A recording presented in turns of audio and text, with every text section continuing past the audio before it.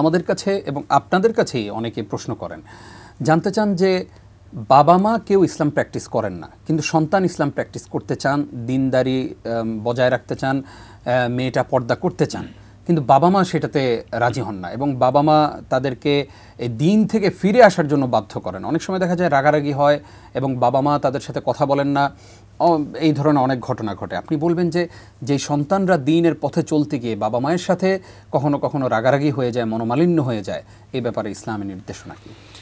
ধন্যবাদ আপনাকে। সেই বাবা মা তো হতভাগা, যেই বাবা মার সন্তান দিনের পথে যেতে চায়, জান্নাতে নিতে চায়, আর বাবা মা জাহান্নামমুখী যাত্রায় আছেন, সে তো হতভাগা ছাড়া কিছুই নয়, খুবই দুঃখজনক।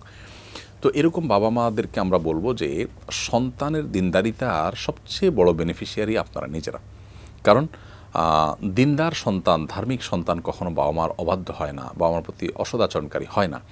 আপনি যদি আমাকে বলেন যে বাবা মার বাধ্যগত, অনুগত বা আমার চক্ষু শীতলকারী সন্তান হওয়ার সবচেয়ে নিশ্চিত উপায় কোনটা, বা তুলনামূলকভাবে সবচেয়ে শর্টকাট ওয়ে কোনটা, আমি বলবো যে দিনদারিতা এবং ধার্মিকতা। সন্তান ধার্মিক হলে, মেয়েটা হিজাব নিকাব মেনটেন করতে চায়, ছেলেটা দিনদারিতা মেনটেন করতে চায়, এদের দ্বারা বাবা মাকে কষ্ট দেওয়া, আঘাত করা, এটা কোনোদিন কল্পনাও করা যায় না।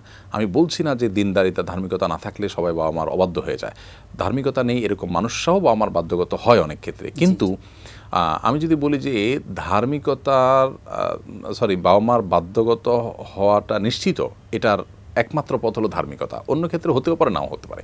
এজন্য সন্তানের দিনদারিতাটাকে অ্যাপ্রিসিয়েট করা উচিত, সহযোগিতা করা উচিত এবং আন্তরিকতা দিয়ে দেখা উচিত। সমাজে গড্ডালিকার স্রোতে গা ভাসানো আমাদের উচিত নয় যে আজকাল ধার্মিকতা হলে সমাজ নানা রকম টিপ্পনি মারবে, নানা রকমের আপনার কথা শোনাবে। তার চাইতে বড় কথা আমার পরিবারটা কতটা উপভোগ্য হবে। ইসলামী পারিবারিক জীবনে প্রত্যেকটা সদস্য যেন দিনদার হয়, সেজন্য সূরা ফুরকানের ৭৪ নম্বর আয়াতে আল্লাহ তাআলা দোয়াও শিক্ষা দিয়েছেন, রব্বানা হাব লানা মিন আজওয়াজিনা ওয়া যুররিয়াতিনা কুররাতা আয়ুন ওয়াজআলনা লিল মুত্তাকিনা ইমামা। পরিবারের সব সদস্যরা যেন মুত্তাকিদের ইমাম হয়, সেজন্য দোয়া করতে বলা হয়েছে। সেখানে বাবা মা যদি অসহযোগিতা করেন, তারা কিন্তু আল্লাহর কাছে অনেক বড় ধরনের দায়ী হবেন। যেখানে বাবা মার কর্তব্য তাদের দিনদার বানানো, সেখানে সন্তান নিজে গরজে এসেছে, বাবা মা বাধা প্রদান করছে, তারা আল্লাহর কাছে অপরাধী হবেন এবং শুধু অপরাধীই নয়, এর প্রায়শ্চিত্ত তারা নিজেরাই ভোগ করবেন। জাযাকাল্লাহ খাইর উস্তাজ। আমরা অনুষ্ঠান শেষ করব, তবে ছোট্ট একটি প্রশ্নের জবাব জেনে।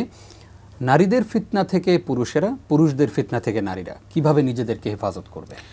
দেখুন, এই ফিতনা খুবই জটিল। নবী সাল্লাল্লাহু আলাইহি ওয়াসাল্লাম বলেছেন, আমি তো আমার ওফাতের পর তোমাদের জন্য সবচেয়ে বড় ফিতনা এটা রেখে গেলাম। ফিতনা বলতে পরীক্ষার বিষয়, যেটাতে তোমরা পিছলে পড়বে।